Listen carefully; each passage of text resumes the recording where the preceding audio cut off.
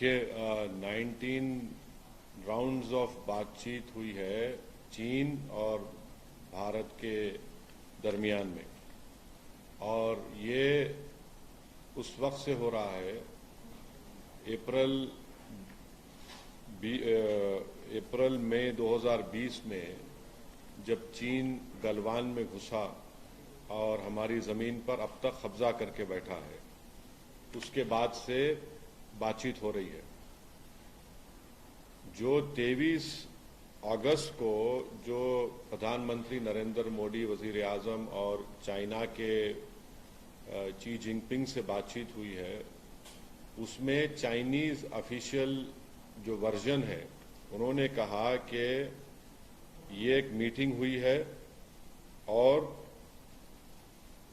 ये मीटिंग हुई है प्राइम मिनिस्टर नरेंद्र मोदी के रिक्वेस्ट के ऊपर अगस्त 23 को, और 24 अगस्त को देश को बताया जाता है रात में कि ये मीटिंग हुई है चाइना के शी जिनपिंग के साथ। और फिर पहले कहा गया कि सोर्सेस के तौर पर लीक कर दिया गया कि चाइना बात करना चाहता था। ऑफिशियली एमईए को स्टेटमेंट देना चाहिए था प्रधानमंत्री नरेंद्र मोदी और शी जिनपिंग की ये बातचीत के बाद कि ये बातचीत हुई।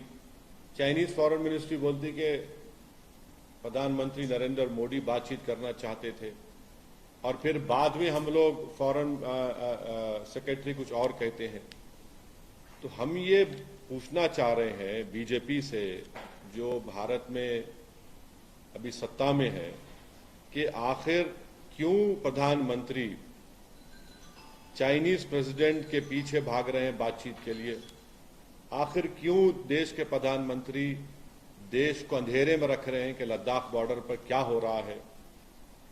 आखिर क्या वजह है कि भारत के प्रधानमंत्री की सरकार, नरेंद्र मोदी की सरकार, हमारी बहादुर फौज पर यह प्रेशर डाल रही है कि कोई सोल्यूशन को एक्सेप्ट कर लिया जाए, और वो क्यों नहीं इस बात का इसरार कर रही है कि जो स्टेटस को एंटे था 2020 में, उसको रिस्टोर किया जाए। आखिर क्यों देश की बीजेपी की सरकार चीन की फौज को रिवॉर्ड या इनाम देना चाहती है।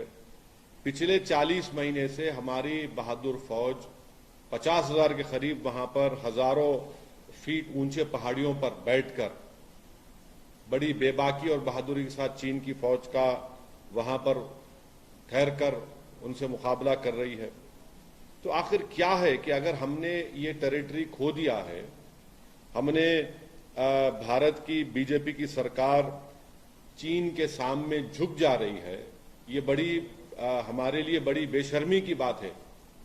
आखिर क्यों बीजेपी खामोश बैठी हुई है। देखिए 2000 स्क्वायर किलोमीटर हमने जो खोया है वो बीजेपी की प्राइवेट प्रॉपर्टी नहीं है, वो हमारी देश की जमीन है, हमारी देश की सुरक्षा से उसका अटूट हिस्सा है।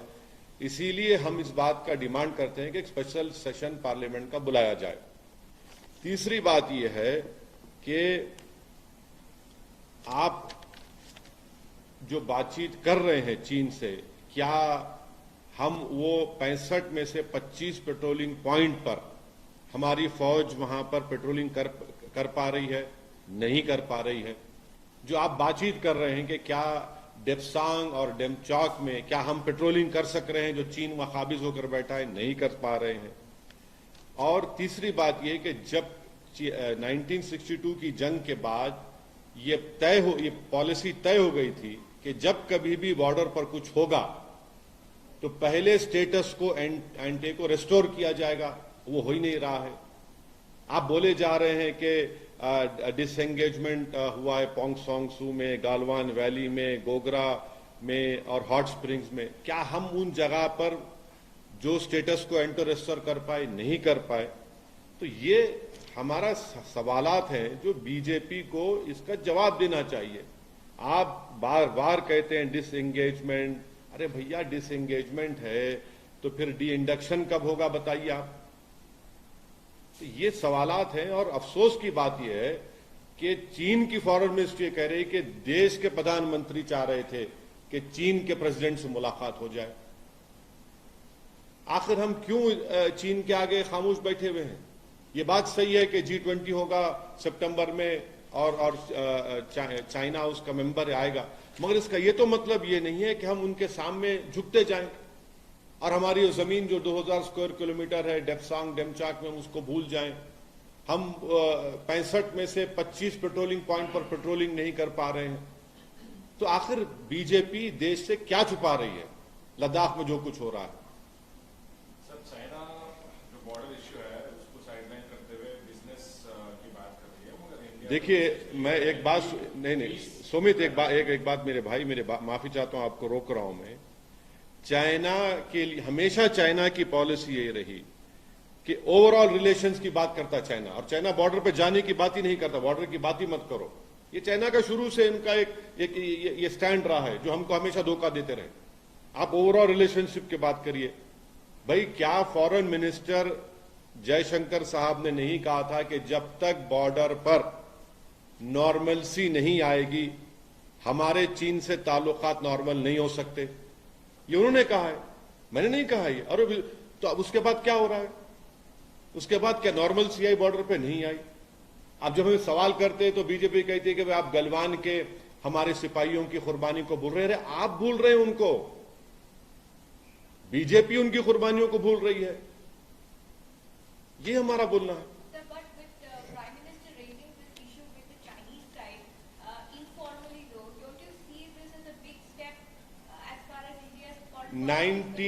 Nineteen rounds of talks have been held. The Prime Minister also spoke to the Chinese President in Bali. Again, it was after a month we came to know some sort of agreement has happened. 23rd August, the Prime Minister of our country, Shri Narendra Modi, meets the Chinese President, and on August 24th, the nation comes to know.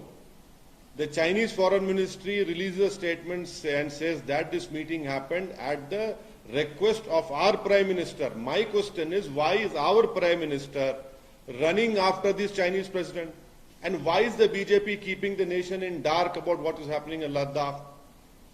Thirdly, from last 40 months, our brave soldiers are standing on those thousands of feet height, seeing eyeball to eyeball with the Chinese army. And the third and important point is that, I mean, what have these talks led to? Has the Chinese allowed us to patrol those 25 patrolling points which China has stopped us from doing? Has the Chinese allowed us to patrol Depsang and Demchok? No. Nothing is happening. So why is this government succumbing and capitulating to the Chinese? This is my question to the ruling BJP party. Why is this government pressurizing the army to agree to some sort of agreement on that border issue? You cannot do that. See, this land belongs to our country. This is not some personal property of the BJP party or any political party. And this land is deeply, organically connected to the security of our country. And I have been consistently raising this issue in the media, in the Indian Parliament, and that is why I demand that a special session of the Parliament should be called by the ruling party, and we should discuss about this. What is this that you discuss and you agree something in Bali, and later on you come to know that you agreed on something? Our Prime Minister meets the Chinese President on August 23rd. The Chinese are saying at the Prime Minister's insistence, we release some statement that sources know the Chinese wanted. Why are we hiding what is happening on Ladakh? The satellite images are very clear, which clearly shows that we are not able to patrol in Demsak and Demchok. The IPS officer of Ladakh in DGP conference categorically stated that out of 65 patrolling points, 25 we cannot patrol. What more evidence do we want?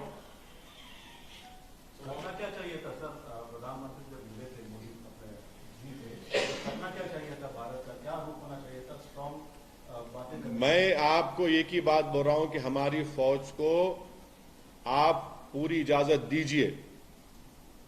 हमारी फौज बहादुर है, capable है, हमारी फौज सब कुछ जानती है। ये ऐसे नहीं चलने वाला है। आप 19 राउंड की बातचीत करने के बाद भी हम डेप्सांग और डेपचौक में नहीं कर पा रहे हैं। हम 65 पेट्रोलिंग पॉइंट में से क्या आपके 25 पर पेट्रोलिंग नहीं कर पा रहे हैं। आप कहते हैं डिसएंगेजमेंट होगा, भाई फिर डी इंडक्शन कब होगा?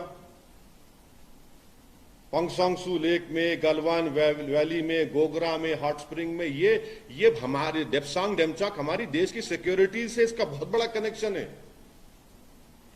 सर, आप तो बोल रहे हैं कि बहादुर फौज को इजाजत दी जाए, लेकिन बीजेपी कहते हैं कि असदुद्दीन ओवैसी हमेशा युद्ध चाहते हैं, जंग चाहते हैं। देखिए, मैं आपसे कह रहा हूं कि फौज पर आप दबाव क्यों डाल रहे हैं कि आप किसी तरह का एग्रीमेंट कर लीजिए चीन के साथ। मैं युद्ध की कहां बात कर रहा हूं? क्या इस देश की जनता ने हमारे प्रधानमंत्री की जबान से नहीं सुना कि ना कोई घुसा है ना कोई घुसेगा?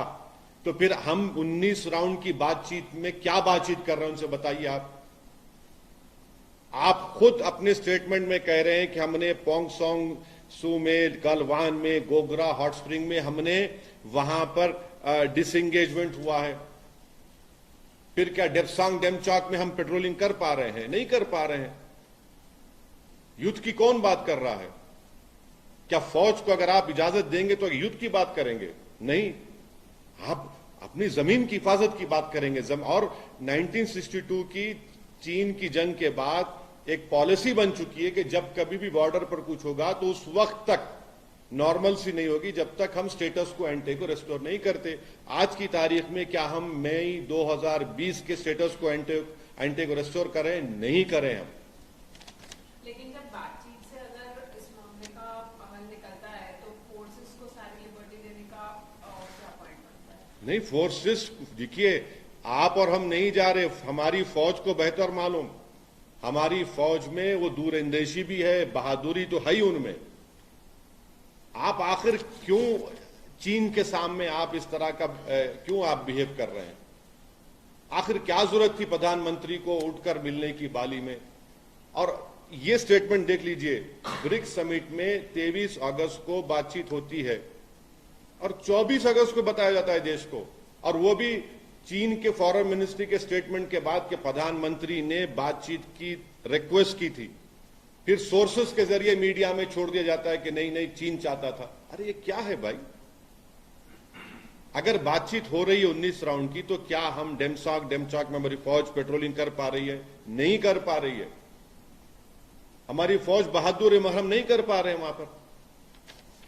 Sir, in an official statement, he has told PM Modi that countries must bear mind of overall interest and bilateral relations, and border issues will also be safeguarded with peace and tranquility. इस बारे में उन्होंने देखिए, China जो है हमेशा border के issue पर बातचीत करना नहीं चाहता, और every time the Chinese has always been stating this golden word, overall relation.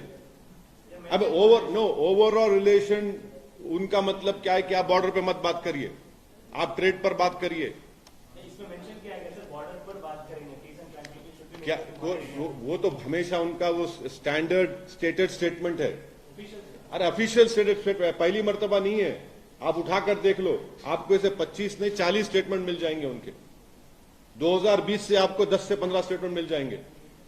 हम ये पूछना चाह रहे हैं कि चाइना बार बार ओवरऑल रिलेशन, तो ओवरऑल रिलेशन में क्या फॉरेन मिनिस्टर हमारे जयशंकर साहब ने नहीं कहा था कि अनलेस नॉर्मल सी रेस्टोर नहीं होगी बॉर्डर में, चीन के साथ हमारे नॉर्मल रिलेशनशिप नहीं हो सकते? फिर ये क्या हो रहा है? फिर बताइए आप।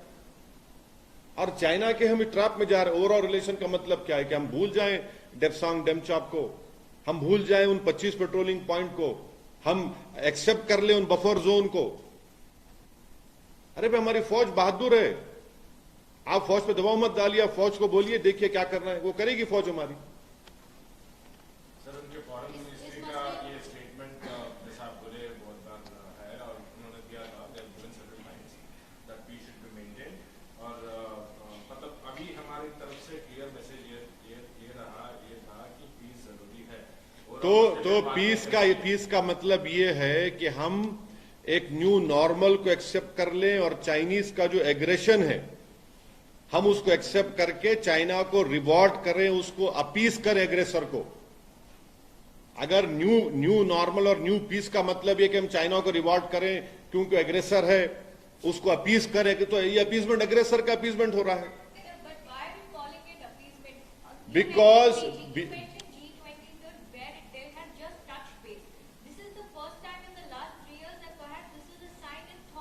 no, not 3 years. No, it is not like that. What do you mean by thaw in relation? Do you know that the trade imbalance is how much between India and China? Do you know that how much loans we are getting from the Asian banks, two banks to India? What did you? Our relationship are continuing. There is no thaw or whatever you are saying. No. Please tell me that if what you are saying is so, has China allowed us to patrol in Depsang and Demchok? Has China allowed us? Has de-induction happened? Has China allowed us to patrol those 25 patrolling points? My basic question is, why is the government hiding the truth on Ladakh? That is my question. And didn't the Honorable Prime Minister meet the Chinese President in last G20 meet in Bali? And that too also, after a few months have passed, we came to know what agreement they have come to. Going forward, क्या होना चाहिए sir? देखिए, going forward ये होना चाहिए कि देश की जमीन पर कोई कॉम्प्रोमाइज नहीं होना चाहिए। देश की फौज को हमको उनको आजाद फैसले लेने की इजाजत देनी चाहिए और उन पर फौज पर दबाव नहीं डालना चाहिए। और हम चीन के पीछे क्यों जा रहे हैं बातचीत करने के लिए? ठीक है, G20 होगा तो चीन उसका मेंबर है, हम मानते हैं उस बात को, मगर इस बात को तो समझिए कि वो जो जमीन हम खो चुके हैं, जहां पर चीन की फौज बैठी हुई है, वो देश की जमीन है। वो उसकी देश की सुरक्षा से उसका बहुत इंपॉर्टेंट रिश्ता आ रहा है और 40 महीने से हमारी बहादुर फौज वहां पर बैठी हुई है। उनकी बहादुरी को हम सलाम करते हैं, मगर आप क्या कर रहे हैं फिर बताइए? सर, राहुल गांधी जी ने अभी ये कह रहे हैं, पैंगोंग हम लेक विजिट किए थे और वहां पे लोग बोल रहे हैं कि हजारों किलोमीटर चाइना ऑक्यूपाई करके बैठे हुए हैं। कारगिल में से उन्होंने ये इशू टेकअप किया, तो आपका क्या कहना है? नहीं, वो कांग्रेस पार्टी बोलेगी, मैं उस बात पे नहीं बोलना चाहूंगा। सर, मुसलमानों के विषय पर जब सवाल किया गया, पाकिस्तान की बात करते हैं, हमारे पड़ोसी मुल्क, दो बड़े पड़ोसी मुल्क पाकिस्तान और चीन, एक तरीके से अगर उनके साथ युद्ध जैसे वातावरण बनेंगे तो हमारे हालात भी खराब होंगे। तो कैसे इसको सुलझाया जाए? नहीं तो देखिए, आप कह रहे हैं युद्ध की बात, मैं युद्ध की बात नहीं कर रहा हूं। मैं आपसे कह रहा हूं कि हमारी फौज इतनी ताकतवर है, इतनी बहादुर है, इतनी दूरंदेश है कि आप उनको फैसला लेने दीजिए। मैं युद्ध की बात नहीं कर रहा हूं। कौन युद्ध की बात कर रहा है? अब कल अगर सर्जिकल स्ट्राइक होगा पाकिस्तान में जनवरी 2024 में या फरवरी 2024 में कुछ हो जाएगा, तो क्या आप ही मुझसे पूछेंगे आप क्यों सपोर्ट नहीं कर रहे, देशभक्ति दिखाइए अपनी? तो ये तो नहीं होगा ना। आप लोगों को भी एक स्टैंड लेना चाहिए। आप लोग अपना स्टैंड ले लीजिए। हम तो आपसे कह रहे हैं, मैं युद्ध की बात नहीं कर रहा हूं, मैं अपनी जमीन को हासिल करने की बात कर रहा हूं। और ये बात सबको मालूम, और खुद बीजेपी के जो वहां के जो काउंसिल के मेंबर्स हैं लद्दाख के, उन्होंने कहा ये बात। आप जवानों की बात कर रहे हैं, लेकिन सांसद होने के नाते आप अपनी तरफ से क्या रखेंगे? अब जितने नहीं, पिछले 15 मिनट से मैं यही बात कर रहा हूं। नहीं सुलझा नहीं। देखिए, देश में सत्ता में बीजेपी है और हमारे देश के प्रधानमंत्री नरेंद्र मोदी हैं। उनके ऊपर ये जिम्मेदारी आयद होती है, क्योंकि देश को अप्रैल मई 2020 में वजीर आजम नरेंद्र मोदी ने कहा था कि ना कोई घुसा है ना कोई घुसा है। फिर क्या बातचीत हो रही बताइए आप? फिर अगर कोई घुसा नहीं है ना कोई घुसेगा, तो फिर आप 19 राउंड की क्या बातचीत कर रहे हैं? फिर आप डिसएंगेजमेंट की बात क्यों कर रहे हैं? फिर आप, इसका मतलब चीन घुस के बैठा है। तो झूठ किसने कहा? मैंने कहा झूठ। मैं उस वक्त भी 2020 में आपको बोला था कि देखिए ये चीन घुस के बैठा है और हम अपनी जमीन को खो रहे हैं। फिर लद्दाख के एक आईपीएस ऑफिसर ने डीजीपी कॉन्फ्रेंस में ये बात को कह दिया कि 65 में से 25 पेट्रोलिंग पॉइंट पर भारत की फौज पेट्रोलिंग नहीं कर सकती है। डेप्सांग डेमचाक में तो हम जा ही नहीं पा रहे हैं। ये सब चीजें हैं। ये देश को आप इसको पॉलिटिकल इशू के तौर पर मत देखिए, बल्कि इसको देश की सुरक्षा से उसको जोड़कर देखिए, देश के मुस्तकबिल को सामने रखकर देखिए, हमारी फौज को सामने रखकर देखिए आप। सर, आपने कई बार जुनैद नासिर के मामले में राजस्थान कांग्रेस सरकार पर भी निशाना साधा, लेकिन आज राहुल गांधी से एक सवाल किया गया कि मुसलमानों के बारे में आपका क्या स्टैंड है। तो उन्होंने बताया कि जैसे मुसलमानों पर हमला हो रहा है वैसे ही मणिपुर में भी है, तो सबको एक ही तरह देखा जाना चाहिए, ऐसा अलग से मुसलमानों की बात नहीं करने को। मेरे को नहीं मालूम वो क्या बोले और क्या बोलना चाहते हैं, वो ही जाने। मगर सच्चाई ये है कि जुनैद नसीर को राजस्थान से किडनैप करके हरियाणा ले जाकर उनको जिंदा जला दिया गया, और उसमें से आज भी कई आरोपी एक्यूज को गिरफ्तार नहीं किया गया। और जो एस ग्रेशिया मिलना चाहिए था, कन्हैया लाल की जो मौत हुई, कत्ल हुआ, जिसका हमने कंडेम किया, उसमें 55 लाख दिए गए और जुनैद नसीर में आपने सिर्फ 5 लाख रुपए दिए और गवर्नमेंट नौकरी नहीं दी। ये कौन सा इंसाफ है बताइए आप? इंसान की जान की कीमत क्या अलग हो जाती है क्या नाम की बुनियाद पर या मजहब की बुनियाद पर? इंसान इंसान होता है। सर, चंद्रयान के बारे में, चंद्रयान गया है तो अभी इसरो के साइंटिस्ट को श्रेय जाता है, लेकिन देख रहे हैं कि पिछले 2 दिन से बीजेपी क्रेडिट ले रही है, कांग्रेस ले रही है, तो क्या ये सही संदेश नहीं जाता है? क्योंकि साइंटिस्ट ने काम किया है, उनको ही पूरा श्रेय जाना चाहिए। नहीं, यकीनन हम तमाम खुश हैं, मुबारकबाद देते हैं इसरो के साइंटिस्ट को कि हमने एक साइंटिफिक हिस्ट्री हमने क्रिएट की और मून के उस हिस्से में, साउथ पोल में हमने ये उसको उतारा है, चंद्रयान को। ये बहुत बड़ी हमारे लिए क्रेडिट जाता है, हमारी साइंटिस्ट के लिए, पूरी कम्युनिटी के लिए। उनकी पूरी मेहनत को हम उसको सराहते हैं, उनको सलाम करते हैं, उनको मुबारकबाद देते हैं। अब अगर कोई इस पे सियासी रोटी अपनी अपनी सेक रहा है तो फिर ये तो ठीक बात नहीं है।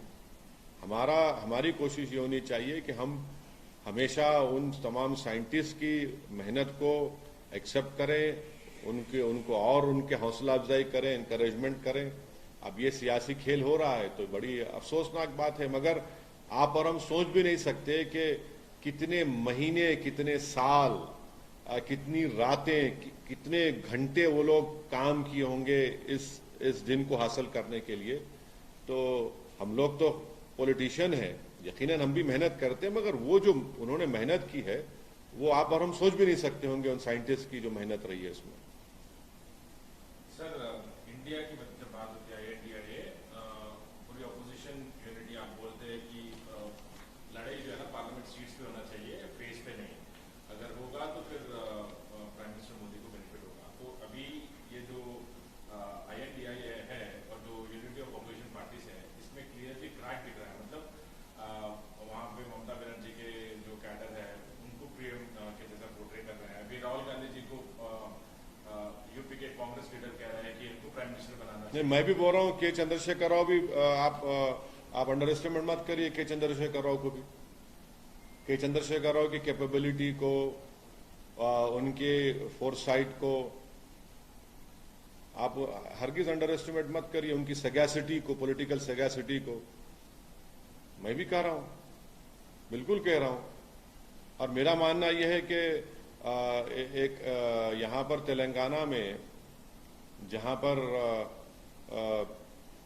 किसानों की खुदकुशी बहुत आम बात होती थी, जहां पर इरिगेशन के पानी के लिए, पीने के पानी के लिए और बिजली के लिए एक बहुत बड़ा मसला, चैलेंजिंग मसला बन गया था। आज ये तीनों चीजें बहुत कम हो गई हैं। किसानों की खुदकुशी बहुत कम हुई है, मानता हूं बात जगह हो रही है, मगर बहुत कम हुई है। आज आप बिजली मिल रही है किसानों को, फ्री में बिजली में 50,000 करोड़ के करीब तो सब्सिडी सरकार देती है। तो देश को इस तरह की भी एक विजन की जरूरत है।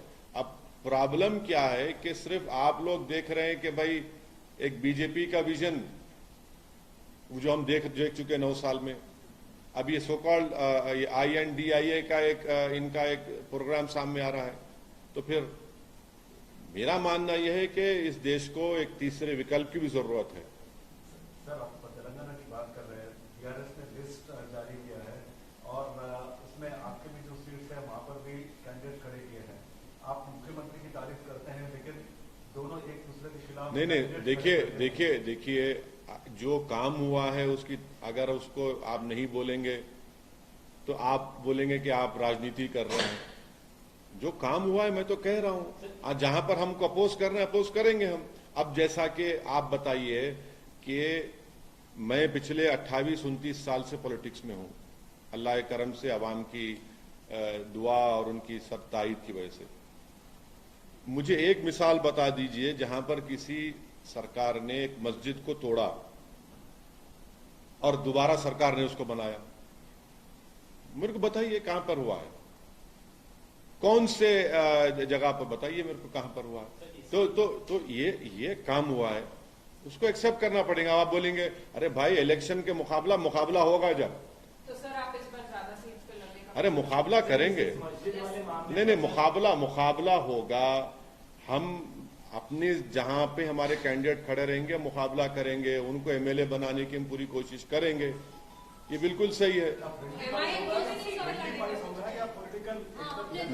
नहीं, देखिए चीफ मिनिस्टर ने हमारे बारे में जो बात कही है मैं उनका शुक्रिया अदा करता हूं, और मुझे यकीन है कि तेलंगाना की आवाम जो है उनके अच्छे काम जो वो किए हैं और बहुत से अच्छे काम वो किए हैं, मैं मुकम्मल, मेरे को मालूम तुम क्या पूछने वाले हैं, मैं जवाब नहीं कहीं नहीं आ रहा हूं। तुम इतना बेचैन मत हो जाओ, तुम कांग्रेस पार्टी का सवाल करना चाह रहे हैं, मैं बोलूंगा, ठहरो अभी सुनो।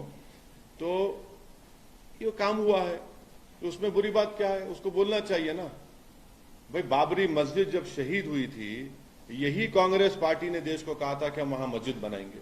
आपने बनाया वहां पर, आपके क्या CWC में आपने ये कहा था, ये बात भूल गया आज आप बताइए कहां पर हुआ है। तो ये सब बातें हुई है ना, इसका कोई इनका अच्छा फिर प्रोपेगेंडा करते शमशाबाद की मस्जिद में। आपको बोल रहा हूं मैं जाके वहां पर देख कर आया, आप ना वो भी जाके नहीं देखते, आप चला दिए आप लोग अपने उसमें चैनलों में, इसमें नहीं दूसरी जगह पे चला दिए, अनऑफिशियल चला दिए। शमशाबाद की मस्जिद बनी हुई है, वो भी आप लोग नहीं देखते। तो ये हुआ इनका जो काम है। अच्छा, शादी मुबारक की स्कीम है, आज आप कितने 80,000 मुसलमान बच्चियां जो है रेजिडेंशियल स्कूल में फ्री में पढ़ रहे हैं। मेरे कॉन्स्टिट्यूंसी के रेजिडेंशियल स्कूल के 3 बच्चे नीट क्वालिफाई करके गवर्नमेंट मेडिकल कॉलेज एडमिशन मिला, जिसमें से एक बच्चा तरकारी बेचने वाले का बच्चा है। अब उसको हम तीनों बच्चों को कल बुला रहा हूं दारुसलाम में, बुला के हमारे जो चैरिटेबल ट्रस्ट है उनको हम इंशाल्लाह ताला उनको हम इनकरेज करने के लिए उनको जो भी हम करना है कल करेंगे। अगर ये चीजें हो रही है ना, इसका इलेक्शन से क्यों जोड़ते आप? इलेक्शन में तो भाई मुकाबला सबको करना पड़ेगा। अब मैं क्या पिक एंड चूज करूंगा, नहीं इससे मुकाबला करूंगा इससे नहीं करूंगा, वो भी नहीं करेंगे, तो मुकाबला हो। बाबरी मस्जिद वाले मामले पर आपने कहा था कि जहां पर मस्जिद शहीद हुई वहीं पर बननी चाहिए, कहीं और 5 एकड़ की जमीन दी गई। देखिए सुनो, मैं देखिए सुनो एक बात सुनो। वहां पर आज के फंक्शन में कितने मुफ्तियां थे, आप आए मस्जिद को, आज आप नहीं आई ना, आप मस्जिद नमाज नहीं पढ़े आप? अरे आप मुसलमान है, वहीं मस्जिद में पढ़ना था आप। वहां पे एक नहीं 4 मुफ्तियों को देखा मैं। जब मुफ्तियां आके नमाज पढ़े तो आपका सवाल बेफाइज है, समझे ना। जब मुफ्तिया इकराम आकर वहां पर नमाज पढ़ रहे, और एक मुफ्ती जो है जो इस दीन की खिदमत करने में पिछले 60 साल से कर रहे हैं, वो खुतबा भी दिए, अब हम नमाज भी पढ़े, तो ये सवाल ही बेफाइज है आपका। मैं आपको बार बार बोल रहा हूं मेरे दोस्त, तुम ज्यादा कांग्रेस के बातों में मत जाओ, तुम ज्यादा बह जा रहे, तुम जरा ऑब्जेक्टिव रह के सब सुनो सबका, मगर करो अपना। तो वो तुम थोड़ा झुक जा रहे। आप मस्जिद की बात बोल रहे, सबसे पहले तो हमने ही आपको कंफर्मेशन दिया था वो मस्जिद बन के बोलिए, तो सर आप मस्जिद नहीं आपका शुक्रिया, आपका कंफर्मेशन सही साबित हुआ। नहीं आपका शुक्रिया, थैंक यू वेरी मच। आपको मुबारकबाद भी, दूसरी मुबारकबाद बाद में देता हूँ, मगर आपको मुबारकबाद। सर अभी माइनॉरिटी अफेयर्स की बात कर रहे थे आप, 24 स्कूल थे सरकार बनने से पहले, उसमें सिर्फ 11 स्कूल अभी काम कर रहे हैं। कौन से? अभी तेलंगाना में कौन से स्कूल? माइनॉरिटी स्कूल क्या स्कूल? कौन से school? Sir minority welfare schools. नहीं, देखिए मैं आपको बात कर रहा हूं रेजिडेंशियल जो टेमरिस के तहत स्कूल चल रहे, जो 2014 के बाद बनाए गए, उसमें 60,000 से ज्यादा मुस्लिम बच्चे और बच्चियां क्लास 6 से क्लास 12 तक पढ़ रहे हैं फ्री ऑफ कॉस्ट। आप वो स्कूल्स की बात कर रहे, गवर्नमेंट उर्दू स्कूल्स की आप बात कर रहे, जिनको मर्जिंग या के नाम पर जो खत्म किया जा रहा है, वो बात सही है, मगर उसको भी हम रुकाए हैं। मैं अगर आप मेरे को पहले बोलते तो मेरे पास लिस्ट है पूरी, मेरे हैदराबाद पार्लियामेंट कॉन्स्टिट्यूंसी में कितने गवर्नमेंट उर्दू स्कूल्स काम कर रहे, और आप लोग देख चुके हैं कि हर साल हमारी पार्टी की तरफ से, जैसा इस साल हमने 16,000 के करीब हमने बैग्स दिए गवर्नमेंट उर्दू मीडियम स्कूल्स में। हम उनको 10th की एग्जाम फीस देते, फिर उनको ऑल इन वन गाइड देते। मैं आपको लिस्ट दे देता हूं, आप कौन सी स्कूल की बात करें मेरे को नहीं मालूम। सर ने परसों एक बयान दिया सर, जिसमें उन्होंने एक पत्रकार को जवाब देते हुए कहा कि अगर आप नोटा को वोट डालोगे तो आएगा बीजेपी, कांग्रेस को डालोगे या बीआरएस को डालोगे तो आएगा बीजेपी, खिलेगा कमल। तो इस पर आप क्या कहेंगे सर? ईवीएम को लेकर बीआरएस ने ईसीआई इलेक्शन कमीशन, मेरे को नहीं मालूम, हो सकता उन्होंने साइंटिस्ट है, साइंटिस्ट है उन्होंने, तो फिर उन्हें बहुत बड़ा साइंटिस्ट है, उन्हें नहीं मालूम मेरे को, आई डोंट नो क्या बोल सकते।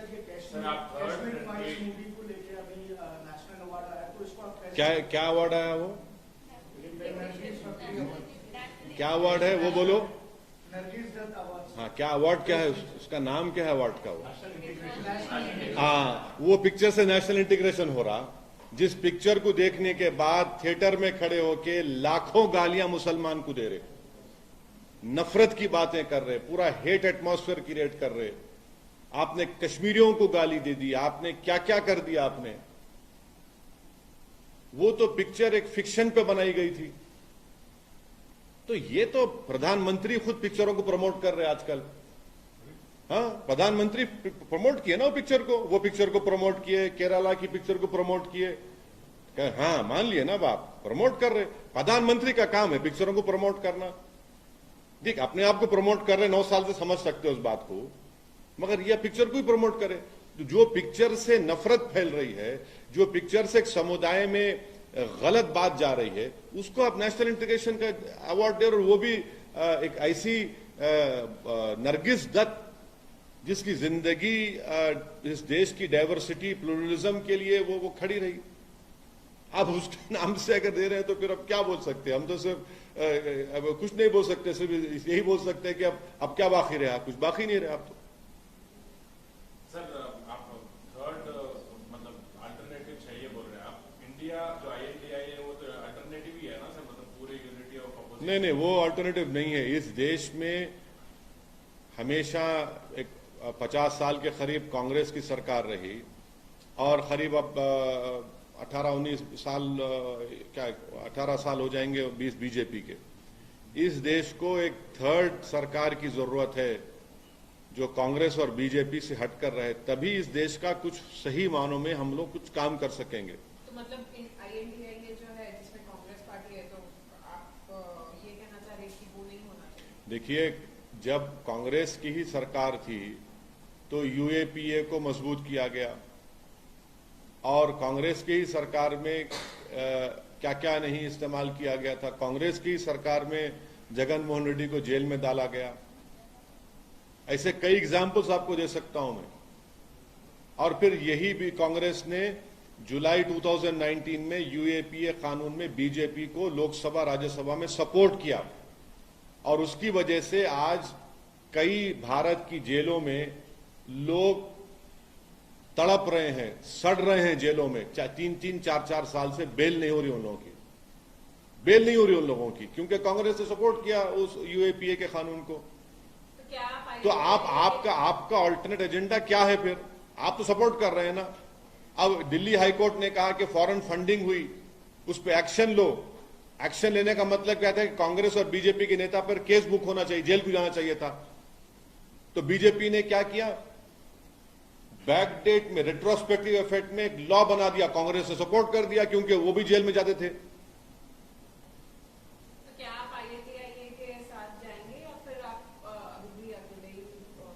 नहीं, हम अपनी लड़ाई लड़ेंगे। वो बड़े चौधरियों का क्लब है, उसमें एक एलीट किस्म के चौधरी बैठे हैं, तो हमारा उससे क्या ताल्लुक। वो तो हमको गाली देते हैं, वो तो हमको कुछ और समझते हैं। तो हम तो यही कोशिश करेंगे। देखिए उस अलायंस में बहन मायावती बीएसपी की नहीं है, केसीआर चंद्रशेखर राव नहीं है, उसमें आसाम के कई बड़ी पार्टियां बोडो नहीं है, राजस्थान के कई पार्टीज नहीं है, बहुत से पार्टियां नहीं है।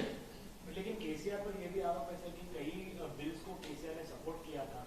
कौन से बिल को सपोर्ट किया था?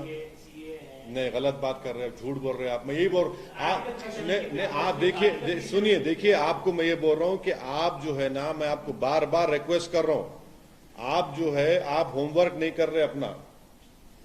CAA के खिलाफ केसीआर ने अपनी असेंबली में एक रेजोल्यूशन को पास किया कि हम CAA का क्या उसका सेंसस होने नहीं देंगे और हम उसको इंप्लीमेंट नहीं करेंगे। अब आप बोलेंगे क्या हुआ, अब आप देखो, मैं यही तो बोल रहा हूं आपको, बार बार आपको मेरे दोस्त, मैं बार बार रिक्वेस्ट कर रहा हूं आपको, आप जरा देखा करो, देख के आप सवाल करो। और किससे सवाल कर रहे हैं आपको मालूम ना। आपको मैं कोई कान में फूल लगा के नहीं बैठता हूं आप लोगों के सामने। हो गया ना, बस और कुछ? सर एक आखिरी सवाल। हाँ। हाईकोर्ट ने, देखिए ये केसेस बार बार हो रहे हैं। पहला तो कोत्तागुड़म एमएलए वनमा वेंकटेश्वर, क्या केस हुआ? हाईकोर्ट ने और उनको स्टे मिल गया ना? हाँ सर, स्टे मिल गया ना? वरना सुन लीजिए सर, मेरे साथ एमएलए थे उन्होंने 99 में। हाँ सर, हाँ। वो सीनियर है। और श्रीनिवास गौड़ के ऊपर बाद में केस हुआ था एमपी एमएलए कोर्ट के रूलिंग ऑर्डर पे। और कल हाईकोर्ट ने तीसरे एमएलए, मतलब जो कि बीआरएस के एमएलए है, कहाँ के? गढ़वाल के बीआरएस, हाँ, उन्होंने अपील करते उनको भाई कोर्ट का ऑर्डर है तो कोर्ट ही बोल रहा ना, अपील कर सकते हैं आप। उनका अपील करेंगे, कोर्ट का फैसला मानना पड़ेगा, मगर कोर्ट अपील करेंगे, हो सकता है कोर्ट अपील करेंगे। अपील कर तो क्या होता नहीं मालूम। सर सिर्फ बीआरएस एमएलए पे ही क्यों होगा सर? मतलब ऐसा अरे देखा आप जो है मेरे को आप कंटेम्प्ट ऑफ कोर्ट में लाना चाह रहे क्या? ये मेरा कोर्ट का है, कोर्ट फैसला लेता है, फिर कोर्ट स्टे भी दिया ना उनके खम्मम के एमएलए के बारे में। उनके हाँ, राजा सिंह का बयान आया, घोषा में से बीजेपी की टिकट लेके लड़ेंगे। सिर्फ आपके इशारे पे ही बीआरएस वहां पर टिकट देके आपने रख के रखी है। नहीं, अब हर चीज मेरे इशारे पे है ना, दूसरे इशारे पे हो रहा ही नहीं। मेरे इशारे पे जुनैद नसीर का वो हो जाता, जला दिया जाता। मेरे इशारे पर उन्होंने रसूलुल्लाह सल्लल्लाहु अलैहि वसल्लम के बारे में क्या मेरे इशारे पे बोले? नाउज़ुबिल्लाह। हाँ, अब मेरे इशारे पे नुपुर शर्मा बोली क्या? हाँ, मेरे इशारे पे आप लिख जाकर नू में 450 बिल्डिंग्स को तोड़ दिए, मेरे इशारे पे। किसके इशारे पे हो रहा आप लोग देख रहे नहीं? बीआरएस आपके इशारे पे जो है चल रही है, इसीलिए। हाँ, मेरे देखिए आप लोग सुनिए, आप लोग नहीं जानते, हम लोग तेलंगाना के खिलाफ थे, ये एक फैक्ट है। हम लोग प्रणब मुखर्जी कमेटी को लिखकर दिए थे, तब भी केसीआर कामयाब हुए ना। तो क्या मेरी बात सुने, उनकी पॉलिसी अलग है, हमारी पॉलिसी अलग है, मगर उन्होंने जो अच्छा काम किए उसको आपको बोलना चाहिए। और नहीं सुनिए, अब हम उम्मीद कर रहे हैं कि दोबारा तेलंगाना की आवाम उनको आशीर्वाद देगी, दोबारा तेलंगाना की आवाम उनको और ताकत देगी। और हम उम्मीद कर रहे हैं कि मजलिस पार्टी को भी उसकी ताकत में इजाफा होगा। हाँ, मजलिस पार्टी की लिस्ट कब तक आएगी? अरे आप इतना बेचैन क्यों हो रहे? अभी तो आप सारी पार्टियां हाँ, अभी तो टाइम है ना, अभी तो टाइम है अभी। हाँ, अरे आप इंतजार करिए ना, क्यों आप इतना? हाँ, नहीं, अकबर जी ने यह भी कह दिया कि मेरे पार्टी प्रेसिडेंट का जो फैसला होगा। अकबर जी की आधी बात को क्यों खा लेते आप लोगों को? बड़ी मोहब्बत है उनकी बातों से आपको। नहीं, अकबर जी ने पूरी बात की थी, वो पूरी बात नहीं बोल रहे आप। मेरे को मालूम लंच का टाइम है, मगर इतना नहीं, आधा नहीं बोलना चाहिए आपको।